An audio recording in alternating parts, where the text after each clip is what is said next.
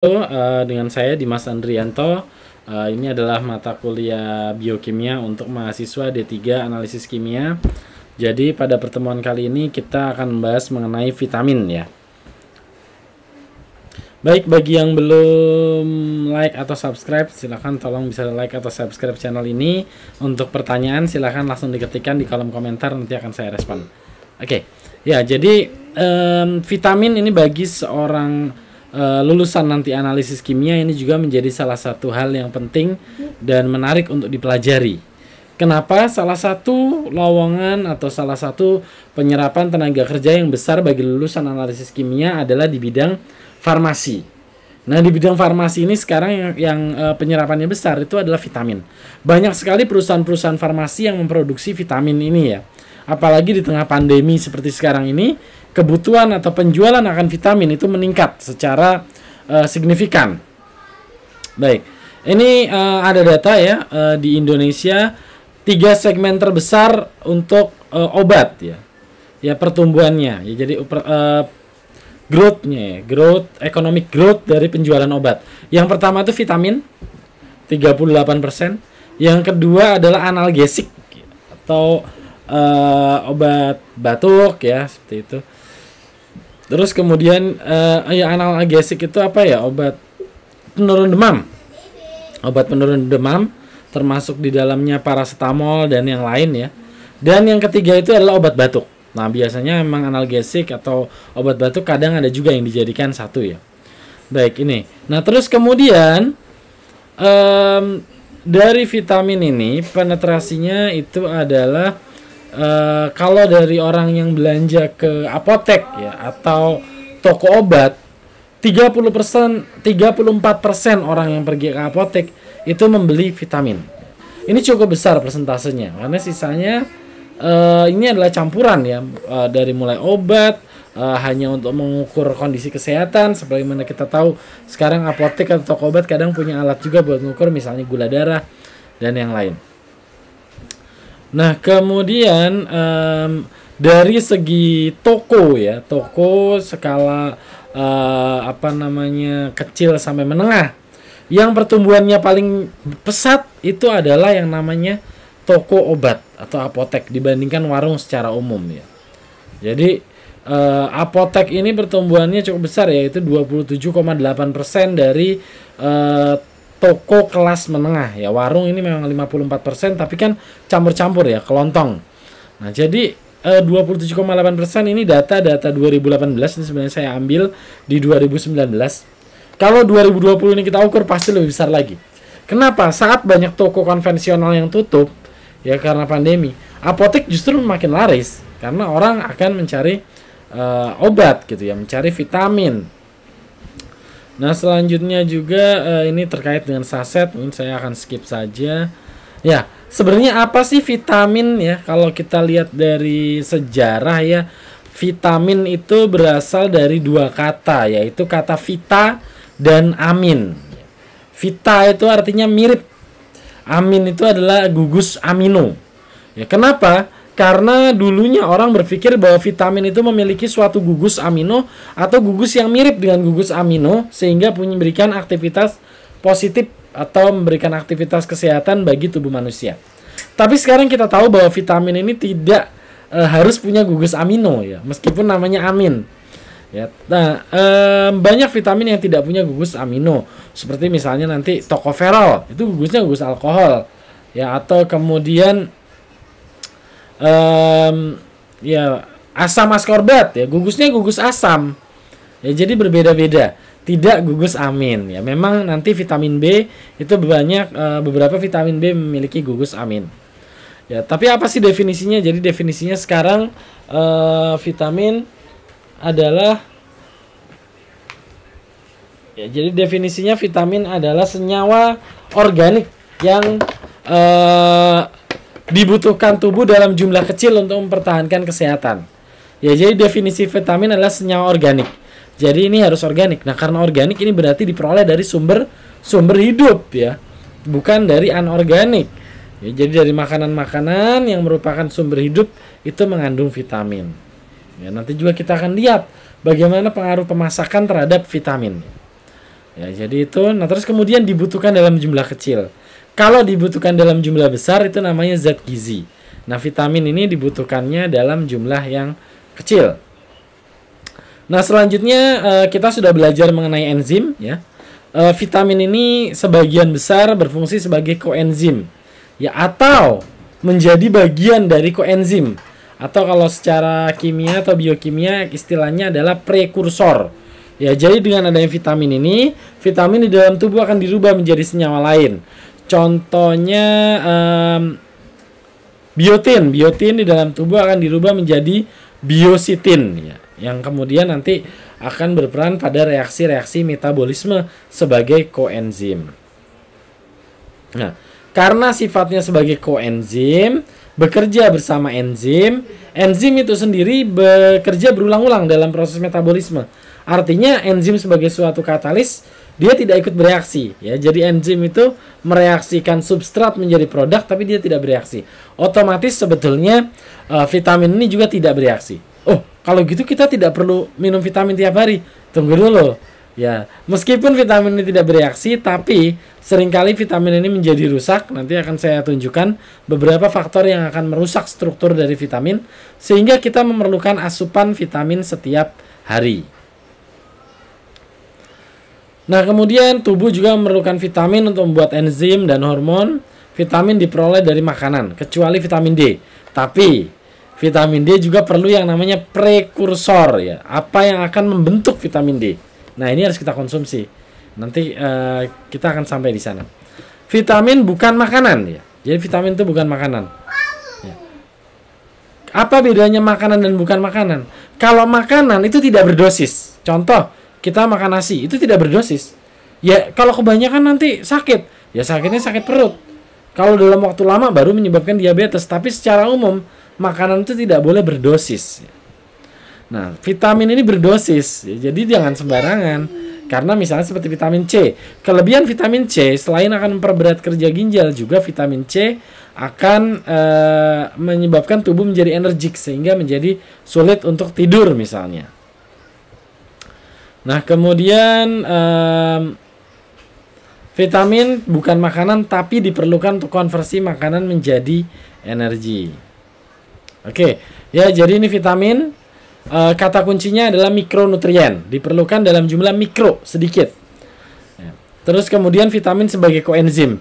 Nah, ini skema yang kita sudah pelajari ya pada atau kalau yang belum lihat mungkin bisa lihat materi kuliah saya tentang enzim ya. Jadi di sana ada koenzim. Ya, jadi enzim untuk aktif itu butuh koenzim. Lihat ini lubang sisi aktif enzim seperti ini. Tapi substratnya kotak. Nah, ini perlu adaptor. Nah, adaptornya adalah koenzim. Selesai bereaksi, produknya lepas, koenzim juga bisa lepas, bisa terikat. Ada dua jenis nanti. Oke, jadi ini ya, vitamin dapat rusak karena reaksi kimia. Reaksi kimia yang seperti apa? Kita harus kelompokkan lagi secara kimia. Nanti secara kimia vitamin dibagi dua. Vitamin larut air dan vitamin larut lemak. Otomatis yang merusak vitamin larut air beda dengan yang larut lemak. Karena struktur kimianya beda. Ya, sehingga berubah menjadi senyawa yang tidak aktif. Nah, atau mengalami pelarutan. Seperti vitamin larut air itu hilang ya dalam proses blenching atau permasakan. Nah, vitamin yang dibutuhkan tubuh dipenuhi dari asupan yang cukup dalam diet. Jadi kalau makanan kita sudah mengandung vitamin yang cukup, sebetulnya kita tidak perlu suplemen.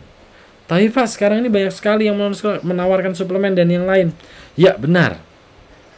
Memang sekarang kita hidup pada kondisi yang sulit. Ya, yang pertama saya ambil contoh misalnya vitamin C. Dari mana vitamin C? Katanya dari jeruk yang paling banyak ya. Nah, tapi kita kembali lagi. Vitamin C itu rusak karena suhu, panas, cahaya. Nah, sekarang pertanyaan saya, jeruk yang kita makan itu sebetulnya dipanennya berapa waktu yang lalu? Jeruk yang kita makan ternyata misalnya diimpor dari Cina. Waktu perjalanan aja bisa 3 bulan di laut. Belum di gudang. Dia akan tertumpuk lagi. Masuk ke supermarket, ketumpuk lagi.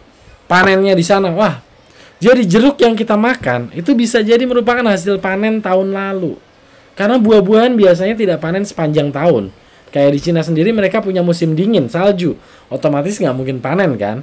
Nah, oleh karena itu Jeruk yang udah setahun yang lalu, bagaimana kondisi vitamin C-nya? Bisa jadi sudah terurai. Minimal sebagian pasti sudah terurai, pasti. Ya, sebagian. Atau bahkan dalam kasus ekstrim bisa jadi sudah hilang.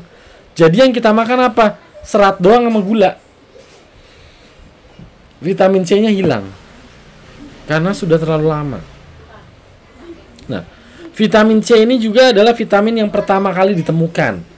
Ya, jadi zaman dulu pelaut-pelaut itu mereka melaut ya berbulan-bulan tidak ketemu darat, setiap hari makan makanan laut karena nggak punya kulkas ya kapalnya kapal kayu. Nah, sehingga mereka terjadilah penyakit yang namanya skorbat atau sariawan yang sangat parah sampai bisa menyebabkan kematian. Nah, ini kemudian diteliti ternyata penyebabnya adalah karena mereka kurang makan sayur. Karena di dalam sayur dan buah itu mengandung vitamin C. Nah, akhirnya bagaimana kapal yang berlayar sangat lama bisa cukup vitamin C-nya, krunya. Nah, ternyata akhirnya mereka membawa makanan darat yang sangat awet, yaitu kentang. Makanya kalau kita lihat film-film bajak laut, misalnya pelaut-pelaut, itu kan hukumannya ngupas kentang gitu ya. Nah, itu karena zaman dulu pelaut itu bawa kentang banyak. Tujuannya apa? Agar vitamin C-nya tercukupi. Apakah kentang mengandung vitamin C yang tinggi? Tidak. Vitamin C pada kentang itu rendah. Tapi lebih baik daripada tidak sama sekali. Nah, yang kedua, kentang itu adalah sangat awet ya. Sehingga vitamin C di dalam kentang tidak rusak oleh waktu, beda sama jeruk. Karena kentang itu patinya tinggi. Ya. Jadi berbeda sama jeruk. Nah, ini. Belum lagi sekarang kalau kita lihat vitamin itu disintesis dari apa sih? Kan senyawa organik tadi ya. Jadi tumbuhan tuh buat apa sih mensintesis vitamin? Ternyata tumbuhan itu mensintesis vitamin itu sebagai antioksidan untuk melawan serangan hama ya, dan yang lain. Tapi sekarang tumbuhan itu ditumbuhkan pada tanah-tanah yang sakit. Apa itu tanah yang sakit? Intensifikasi pertanian. Ya, tanah ini normalnya panen setahun sekali, setahun 2 kali. Dibikin jadi setahun 3 kali, setahun 4 kali. Capek tanahnya. Semua unsur hara disedot dari tanah. Apa yang terjadi? Tanamannya lapar. Terus apa yang dilakukan manusia? Kita kasih pupuk. Apa kandungan pupuk? NPK. Bagus dong. Nitrogen, fosfor, kalium. Tanaman untuk tumbuh butuh apa? Selain NPK tentu akan butuh karbon. Dari mana karbon? Dari udara. Oksigen ya dari udara ya, CO2. Hidrogen dari air. Tapi jangan lupa tanaman butuh seng, magnesium, mangan, besi, nikel, krom, dan yang lain. Mikromineral ya. Ini nanti kita bahas di bagian mineral. Intinya begitu ini nggak ada, metabolisme tanaman terganggu, tanaman juga mungkin nggak bisa menghasilkan vitamin-vitamin yang kita butuhkan. Jadi kita memakan tanaman yang sudah terdegradasi karena lama sekali distribusinya. Dan yang kedua, kita memakan tanaman yang sakit karena ditumbuhkan di tanah yang sakit. Karena tanaman itu sakit, manusia mengobatinya dengan apa? Pestisida. Tanaman ini tidak mampu mempertahankan dirinya sendiri sehingga kita kasih pestisida. Jadi kita memakan buah yang udah nutrisinya rendah kena pestisida. Nah, loh. Kan makanya sekarang penyakit macam-macam. Nah, oleh karena itu, ya, kita butuh asupan vitamin tambahan. Ini yang dan stres orang zaman sekarang tuh beda dengan stres orang zaman dulu. Orang zaman dulu tuh stresnya nunggu panen. Sekarang itu yang stres bukan hanya otak kita, tapi level molekuler kita, sel kita tuh stres. Terkena radikal bebas dari polusi, ya makanan ya, makanan-makanan yang aneh-aneh itu.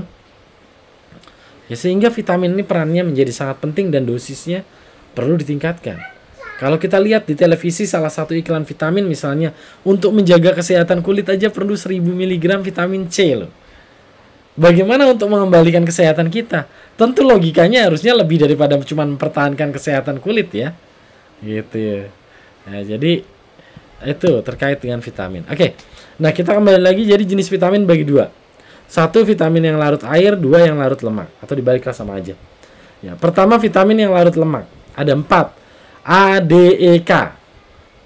Vitamin larut air. Vitamin B dan vitamin C. Vitamin B itu ada banyak. Tuh 2, 3, 4, 5 dan seterusnya sampai 12. Oh, Pak, ini kenapa nggak urut gini? Saya juga nggak tahu. Vitamin yang pertama kali ditemukan itu vitamin C. Habis itu vitamin B. Terus vitamin A. Habis itu vitamin D. E. Terus K. Kenapa nggak F? Nggak tahu. Suka-suka aja. gitu. Vitamin B juga 1, 2, 3 dan sampai 12. Tapi vitamin B itu ternyata cuma ada 11, bukan 12.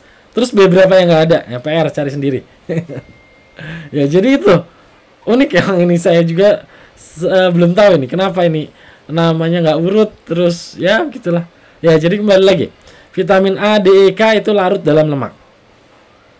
Karena larut dalam lemak, maka vitamin A, D ini tidak bisa dibuang dari tubuh. Kok gitu? Lihat jalur pembuangan kita, urin isinya air, keringat air lagi, feses berair juga. Jadi bagaimana? Vitamin larut lemak ini akan disimpan di hati. Sehingga kalau kelebihan itu menyebabkan hatinya berlemak ya. Tapi jarang sih orang sampai kelebihan ya. Lagi pula vitamin ini kan harganya mahal. Masa iya orang mau makan vitamin A atau vitamin E seraup sekali makan gitu biar overdosis? Kan nggak mungkin juga. Atau pas saya overdosis wortel, nggak mungkin. Sebelum overdosis sudah kenyang duluan gitu ya. Overdosis itu bisa terjadi kalau kita makan yang murni, seperti yang kapsul-kapsul tetes itu. Tapi ya balik lagi, buat apa makan langsung seraup? Toh harganya juga nggak murah. Apalagi vitamin E. Coba lihat harga vitamin E. Ya, lumayan harganya itu di toko-toko obat ya. Ya, selanjutnya vitamin larut air. Vitamin larut air ini larut di dalam air. Sehingga setiap hari saat kita buang air kecil ya, urin, dia akan tercuci sebagian, kebuang. Ya nggak bisa disimpan. Nah, oleh karena itu vitamin larut air ini sebetulnya harus konsumsi tiap hari. Kenapa? Ya karena kebuang. Kecuali makanan kita sangat sehat, seperti di desa. Ya. Jeruknya segar, baru dipetik langsung dimakan. Berasnya mengandung vitamin B, ya. Langsung dari sawah pakai di ani-ani gitu, digeprek sehingga keluar berasnya. Masih ada vitamin B-nya. Tidak ditambah pemutih biar wangi, pandan wangi, tinggal dikasih pewangi. Itu yang sehat. Tapi sekarang nggak tahu. Mau beras yang enak, kasih pewangi, pulen. Terus mau yang putih, kasih pemutih. Coba. Sangat berbahaya kan? Ya jadi kalau misalnya alami semua sih ya insya Allah kita nggak perlu tambahan-tambahan ini, vitamin B, vitamin C nggak perlu. Kita tiap hari makannya beras, nasi, itu vitamin B-nya tinggi. Tapi kalau nasinya udah, nah terus satu lagi vitamin B, vitamin C ini larut air. Kalau dulu air cucian beras itu buat dikasih minum ke anak-anak pengganti susu. Sekarang coba minum air cucian beras, isinya pemutih, pewangi, chemical semua itu. Ya, pestisida mungkin ada di situ. Sangat bahaya. Enggak Pak, saya beli beras organik. Terus terang saya belum tahu sih bagaimana sertifikasi organik di Indonesia, jadi saya nggak bisa komen ke situ. Oke, kembali lagi. Jadi ini ya. Nah terus kemudian vitamin larut air ini juga punya satu karakteristik yang penting lagi. Vitamin larut air itu sangat mudah rusak oleh panas, suhu dan cahaya. Jadi tadi saya sudah sampaikan, jeruk yang udah disimpan sekian lama rusak vitamin C-nya. Ya, masak ngerebus sampai pucat, rusak vitamin B-nya. Nah, jadi bagaimana? Memang yang mentah-mentah itu harusnya sehat. Tapi waduh, udah dipegang tangan berapa orang itu kalau beli sayur di tukang sayur. Di bawahnya juga pakai mobil kolbak terbuka. Apa ya kita mau makan mentah gitu ya. Susah juga ya, jadi seperti itu ya. Oke, jadi defisiensi vitamin. Vitamin itu bukan zat gizi. Tapi kalau kita kekurangan vitamin, kita akan kekurangan satu fungsi khusus. Menyebabkan kematian? Tidak. Tadi sariawan bisa kematian. Itu karena infeksi sekunder. Saat kita menjadi sariawan, bakteri akan datang. Bakteri itu yang membunuh. Tapi sariawannya sendiri enggak. Ya. Tapi kita akan kehilangan suatu kenormalan. Ini kalau kita kekurangan vitamin. Contohnya niasin. Defisiensi niasin itu menyebabkan pelagra. Pelagra itu kulitnya kasar gitu ya. Kasar. Defisiensi vitamin C menyebabkan sariawan. Defisiensi vitamin B, tiamin menyebabkan beri-beri. Nah, ini pertama kali ditemukan di Indonesia. Di Indonesia bukan sama orang Indonesia ya. Jadi yang menemukan itu namanya Ekman. Ya, dia melihat dulu waktu zaman penjajahan ya kita. Banyak sekali orang yang kena beri-beri. Apa itu beri-beri? Jadi kalau kulitnya dicubit ini baliknya lagi lama, elastisitas kulit hilang. karena syarafnya terganggu akibat kekurangan tiamin. Kenapa ini terjadi? Karena zaman dulu kita sangat miskin ya, karena dijajah, semuanya diambil sama penjajah. Jadi makannya itu kakek-kakek kita itu gedebong pisang. Gedebong pisang isinya apa? Selulosa. Zat gizi? Bukan. Cuman buat ganjel perut aja. Nah, sehingga banyak sekali rakyat yang menderita beri-beri, busung lapar. Gitu ya. Nah, terus ditelitilah ini sama orang Belanda itu. Oh, akhirnya dia menemukan vitamin B. Gitu, tiamin yang menyebabkan kalau kurang kena beri-beri. Nah, mulailah direkomendasikan itu minum air tajin itu tadi. Ya, untuk menjaga kecukupan vitamin B-nya. Vitamin D menyebabkan rickettsia, osteomalacia itu ya. Pertumbuhan tulang yang tidak normal. Itu vitamin D. Ya, oke, nah selanjutnya ini detail terhadap vitamin larut lemak. Kayak ini vitamin A ya. Sudah menjadi pemahaman secara umum vitamin A ini punya fungsi penting di penglihatan. Tapi selain itu, vitamin A juga punya fungsi lain dalam memelihara sel epitel atau sel terluar dari tubuh kita. Termasuk sel mata, sel kulit ya, sel mukosa atau sel permukaan daripada mulut ya. Jadi itu vitamin A juga punya peran di situ. Makanya penting ya. Nah, terus kemudian pertumbuhan tulang dan gigi, reproduksi ya, antioksidan, imunitas, dan efek antioksidan beta karoten. Nah, jadi wortel. Wortel itu menjadi rujukan yang mengandung vitamin A. Biasanya kalau kurang vitamin A juga rekomendasinya adalah makan wortel. Dan wortel ini indeks merahnya itu sebanding dengan kadar vitamin A. Kalau kita lihat ya, ini juga sebetulnya menarik ini. Wortel lokal ya, misalnya kalau kamu pergi ke tukang sayur, kurus ya, keriting-keriting bercabang-cabang, warnanya orange, terang gitu ya. Coba pergi ke mall-mall itu namanya wortel baby, bentak-bentak gitu ya, pendek tapi gendut-gendut gitu. Warnanya bisa merah, bahkan bisa sangat merah. Makin merah tuh vitamin A-nya makin tinggi. Makanya wajar harganya makin mahal.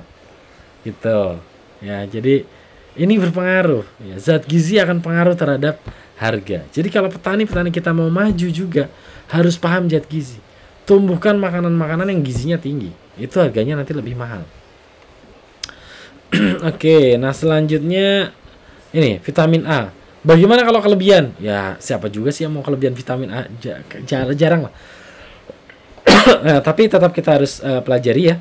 Jadi vitamin A kalau kelebihan itu menyebabkan penumpukan beta karoten.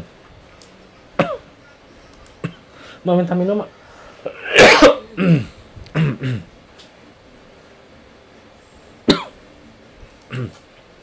Ya, vitamin A menyebabkan penumpukan beta karoten. Ya, jadi dan itu akan tercermin di kulit ya, yang menghasilkan warna merah kekuningan.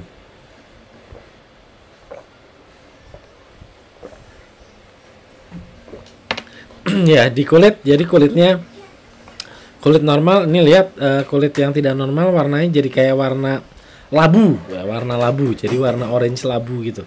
Itu kelebihan vitamin A. Nah, bagaimana menghilangkannya? Yaitu diet atau pakai enzim-enzim untuk degradasi lemak. Jadi nanti akan terbawa lewat feses, jadi fesesnya akan agak sedikit berlemak selama terapi dan akan menderita diare juga selama terapi itu, tapi akan mengurangi kadar vitamin A. Nah, justru yang bahaya yang banyak terjadi itu adalah kekurangan atau defisiensi vitamin A. Menyebabkan seroftalmia ya, kerusakan kornea mata. Ya, pada tikus akan teramati dengan mata kering ya. Dan terjadi kotor atau kemudian juga ini akan mengundang bakteri. Pada tahap awal nih mudah disembuhkan, tapi kalau udah tahap lanjut akan permanen kerusakan mata. Jadi ini setelah 6 hari penlakuan dengan tetes vitamin A. Ya, jadi ini kalau sudah seperti ini nih tidak bisa disembuhkan. Ini sudah korneanya berbayang gitu ya. Jadi udah nggak bisa ini. Menyebabkan luka juga ini sekeliling matanya ini. Ini terlihat di sini nih. Ini yang parah nih. Ya udah bakteri masuk, ini udah nggak bisa disembuhkan. Kasihan ya tikusnya yang buat percobaan. Oke, selanjutnya vitamin D. Vitamin D ini adalah untuk kesehatan tulang. Ya, katanya harus berjemur untuk meningkatkan vitamin D. Ya, benar. Tapi kita harus punya bahan vitamin D itu. Apa bahannya? Kolesterol. Jadi kolesterol itu di sintesis menjadi vitamin D di bawah kulit pada saat kulit terekspos pada sinar matahari dengan sudut miring, yaitu pada pagi dan sore hari. Tapi ya lebih bagus pagi hari. Kenapa? Karena sore hari itu masih ada sinar UV sisa yang bisa merusak kulit juga. Jadi vitamin D ini penting untuk pertumbuhan tulang dan gigi ya. Ini akan membantu penyerapan kalsium. Jadi dengan adanya vitamin D, kalsium itu diserap. Kalau orang sudah tua ya, kulitnya sudah keriput itu tidak bisa lagi mensintesis vitamin D. Oleh karena itu meskipun minum kalsium banyak, penyerapannya rendah. Nah makanya kalsium kalau untuk susu-susu manula itu kandungannya sangat tinggi. Agar berharapnya diserap secara difusi, ya bukan secara aktif. Sumber vitamin D yang siap pakai itu ada di susu, margarin, mentega, sereal, daging, kuning telur, ikan berlemak ya, salmon, sarden, dan mungkin juga ikan patin. Nah, tapi tetap aja ini tuh kandungannya kecil sekali ya, karena vitamin D itu kelasnya hormon. Jadi ya memang kita harus sintesis sendiri agar kita cukup berjemur. Nah, kita alhamdulillah ya di negara tropis sepanjang tahun kita punya matahari. Tapi kalau di negara subtropis, kalau zaman dulu orang itu harus betul-betul menghitung kapan mau punya anak. Karena kalau sampai punya anak pada musim dingin, peluang hidupnya itu sangat kecil. Akan meninggal, akan cacat, gitu ya. Ya, kalau zaman sekarang sih udah ada inkubator di rumah sakit, tapi tetap saja berarti akan ada tagihan biaya inkubator ya, jadi tetap perlu biaya mahal juga. Jadi biasanya mereka menghitung tuh, mulai musim gugur itu mungkin mulai hamil, jadi nanti melahirkannya itu pada musim panas atau musim semi, itu yang ideal. Kalau melahirkan musim dingin akan repot. Gitu ya. Termasuk juga kan bayinya kedinginan kalau dibawa ke rumah juga. Oke, selanjutnya kalau ini rickettsia ya, kerusakan tulang. Perhatikan tikus ini dia pendek, badannya itu pendek, terus kemudian posturnya itu kayak sulit berdiri. Ya, itu rickettsia. Pada manusia juga sama, ini gambarnya nih rickettsia. Jadi kesulitan berdiri.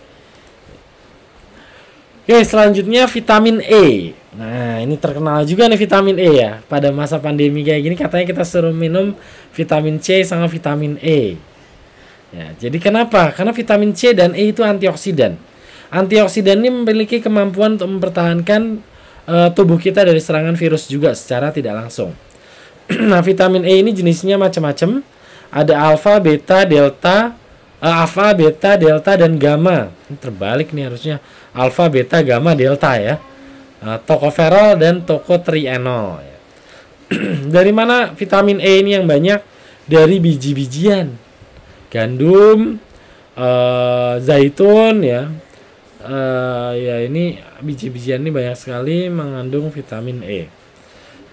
Vitamin E ini memiliki aktivitas antioksidan ya, dan bisa menstabilkan senyawa lain yang larut lemak.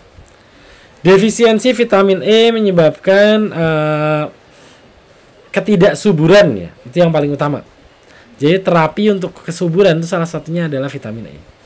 Dan vitamin E ini mudah rusak karena tadi juga stres, oksidasi, radikal bebas.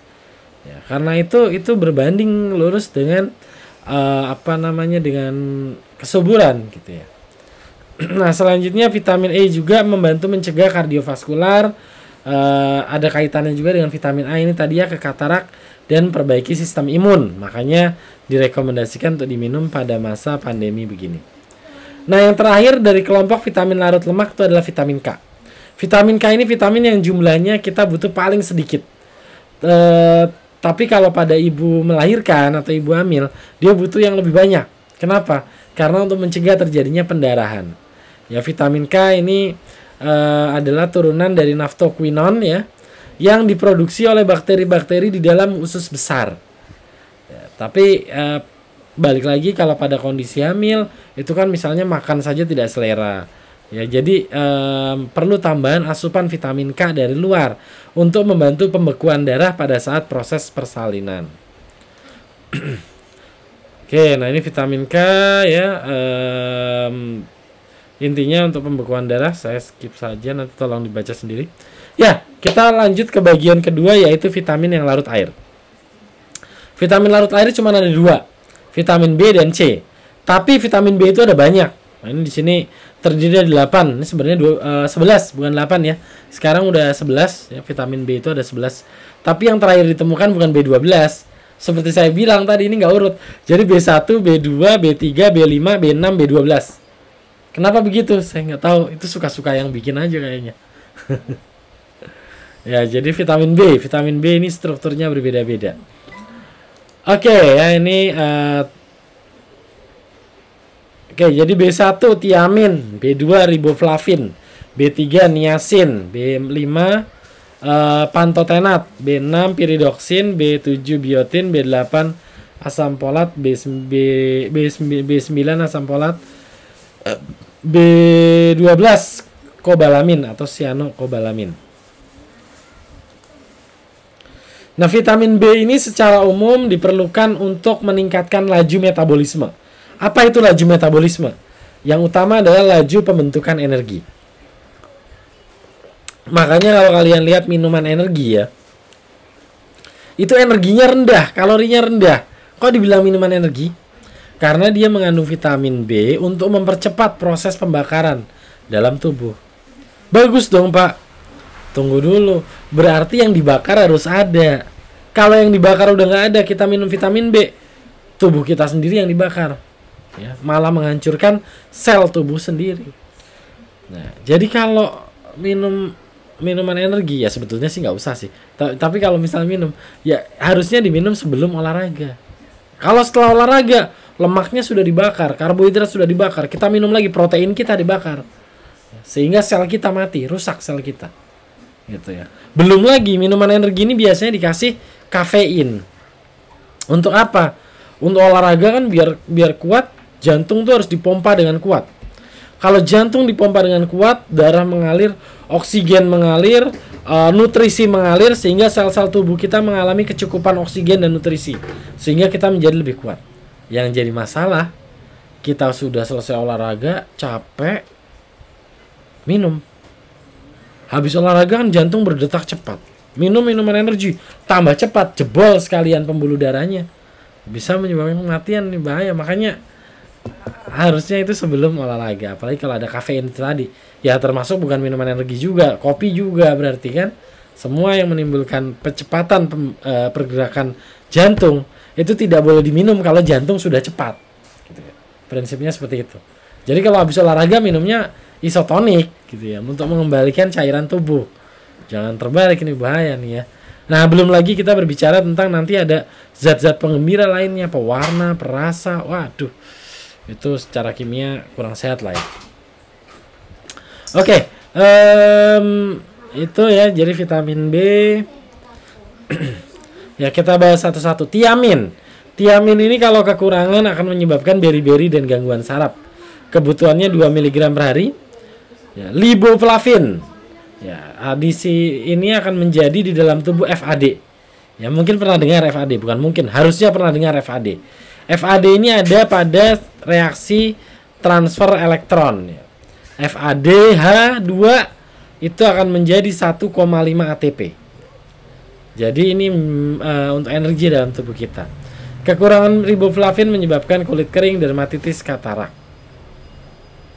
Nah, riboflavin ini juga digunakan sebagai pewarna kuning. Ya, jadi pada makanan-makanan, ya, misalnya mie instan gitu ya, itu bisa diberikan riboflavin untuk memberikan warna kuning. Ya. Bagus dong Pak, kuningnya dari vitamin. Iya, tapi itu kan jadinya mie-nya mahal. Nah, biasanya mie yang murah itu nggak pakai riboflavin. Pakainya namanya tatrazin. Itu apa Pak? Senyawa kimia sintetik. Berbahaya, tidak ada datanya yang menunjukkan itu bahaya. Berkhasiat, udah jelas tidak berkhasiat. Ya. Jadi ya lebih bagus pakai riboflavin, tapi mie-nya jadi mahal. Biasanya kalau yang eksklusif ya, yang pakai karton apa itu kandungannya pewarnanya pakai riboflavin. Wah bagus dong, sambil makan mie dapat vitamin. Tunggu dulu, mie dimasak pada suhu berapa? Direbusnya bisa lama lagi. Rusak semua itu riboflavinnya. Jadi sebetulnya nggak ada zat gizinya. Tapi memberikan, setidaknya pasti tidak memberikan sifat yang merugikan. Itu riboflavin sebagai pewarna. Selanjutnya niacin. Niacin ini di dalam tubuh dirubah menjadi NAD atau NADH, sama untuk transfer elektron. Nah, niacin kalau kekurangan itu menyebabkan pellagra dan gangguan mental. Jadi salah satu sumber niacin yang banyak itu adalah kacang mede. Nah, defisiensi niacin itu menyebabkan depresi. Jadi kalau depresi itu makan kacang mede. Nah, satu lagi coklat. Coklat ini memiliki efek peningkatan endorfin. Endorfin itu rasa senang ya, rasa senang. Sehingga coklat dengan kacang mede itu sangat bagus untuk mengatasi stres, untuk mengatasi depresi. Ya apa, nanti saya gendut dong. Jadi milih gendut atau milih depresi? Kalau kamu kamu mencukupi gizinya ya, kalau kamu kekurangan gizi karena kamu tadi takut gendut, udah jelas kamu akan depresi, stres. Jadi gizinya itu harus dicukupi. Gizinya harus dicukupi sehingga bisa bahagia gitu.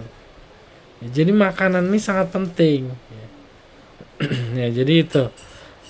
Terus kemudian vitamin B5. Asam pantotenat. Pan itu artinya di mana saja. Ya, pantotenat ini di mana saja. Paling banyak ditemukan pada daun-daunan. Semua daun ini mengandung asam pantotenat. Pantotenat di dalam tubuh diubah menjadi koenzim A. Nah, ini juga pernah dengar nih ya, ada di siklus Krebs ya. Kekurangannya menyebabkan gangguan pertumbuhan dan anemia. Kemudian vitamin B6, piridoksin. Ini kekurangannya menyebabkan dermatitis, anemia, dan gangguan tumbuh. B7, biotin. Menyebabkan dermatitis, rambut rontok, anemia, nausea, ya, mual. Jadi ternyata kalau rambut mau bagus, itu juga vitamin harus dicukupi. Gimana? Oh Pak, ini saya beli sampo-nya udah mengandung vitamin. Memangnya kepala kita bisa makan? Enggak ya. Jadi vitamin itu masuk ke dalam mulut, masuk ke usus, diserap oleh usus, masuk ke darah, dari darah dikirim ke rambut, itu tuh rambutnya akan bagus, sehat gitu ya. Bukan vitamin ditaruh di kepala, madu ditaruh kepala, telur taruh kepala, mubazir banget ya. Ya jadi itu zat gizi. Terus untuk rambut, ya untuk rambut tentu kita butuhnya adalah pembersih untuk membersihkan lemak-lemak yang menempel, untuk membunuh jamur dan bakteri yang mungkin tumbuh di rambut, atau bahkan kalau ada kutu ya untuk mengusir kutu gitu ya. Jadi itu yang kita butuhkan. Ya seng, ZN sebagai antibakteri, deterjen untuk membentuk misel, itu yang dibutuhkan. Jadi vitamin mah diminum harusnya, bukan taruh di kulit. Vitamin buat apa? Vitamin E buat ditempel di kulit. Kulit kita bisa makan vitamin ya. Ya. Oke, selanjutnya B9, asam folat. Nah, asam folat ini sangat penting untuk ibu-ibu menyusui, hamil dan menyusui ya. Tapi terutama untuk menyusui, karena ini membantu sintesis basa nukleotida dan sebagai faktor pertumbuhan ya. Jadi ini akan memberikan efek pertumbuhan yang baik untuk air susu dan untuk bayi. Jadi asam folat. Kandungannya di mana yang banyak? Daun katuk, itu yang klasik. Atau sekarang katanya torbangun juga banyak. Ya, tapi yang jelas sih daun katuk itu ya yang asam folatnya tinggi sehingga bisa memicu produksi ASI yang baik. Nah, selanjutnya B12. Ini kobalamin. Dari namanya kita tahu bahwa mengandung kobal. Apa itu kobalt? Adalah suatu atom logam. Adanya di mana? Di tanah. Terus bagaimana bisa ada di makanan? Ya, kobalamin ini banyak terdapat di makanan fermentasi. Contohnya adalah tempe. Makanya tempe yang diinjak-injak itu kobalaminnya lebih tinggi dibandingkan tempe yang diaduk. Bagus dong. Ya, tapi jangan lihat bikinnya. Nanti nggak mau makan. Ya, jadi seperti itu. Kobalamin ya.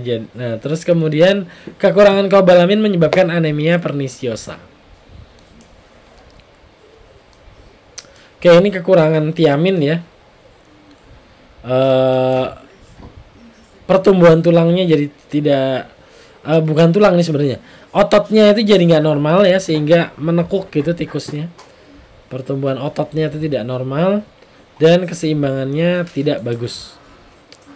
Nah, setelah diberikan tiamin HCl itu banyak terdapat pada suplemen-suplemen vitamin B. Ya, kalau yang paling murah mahasiswa pakai IP aja lah. IP itu ada ya, vitamin B 5000 dapat 45 butir. Ya. Terus kemudian nih riboflavin ya. Kekurangannya menyebabkan dermatitis atau kulitnya kering, kasar dan gatal-gatal. Pecah kalau pada manusia. Kalau pada tikus ini menyebabkan pertumbuhan bulunya jadi terhambat dan kulitnya jadi kering gitu. Setelah diberi riboflavin jadi seperti ini.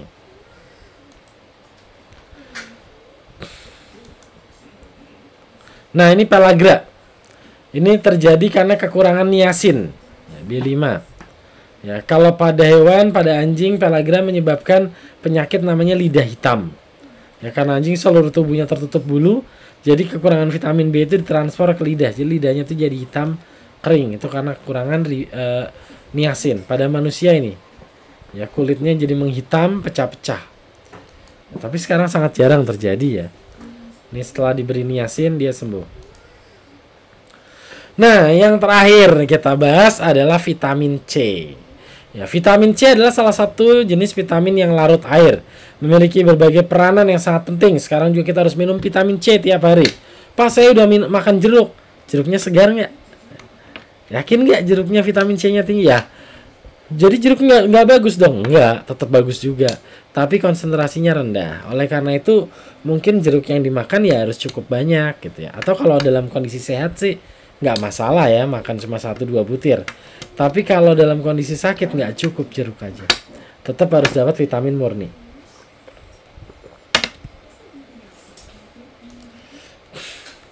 Ya, ini sariawan ya. Ya, jadi itu materi tentang vitamin ya. Ini ada latihan soal. Nanti silahkan bisa dikerjakan. Slide ini bisa diperoleh di Evieta ya. Silahkan download untuk Evieta untuk mahasiswa IPB. Kalau untuk yang non IPB jika tertarik silahkan bisa menghubungi saya di email dimas andrianto@ipb.ac.id atau ya boleh saja langsung komentar di video di bawah ini. Oke, demikian untuk materi kuliah mengenai vitamin. Terima kasih. Jangan lupa like dan komen channel ini. Wassalamualaikum warahmatullahi wabarakatuh.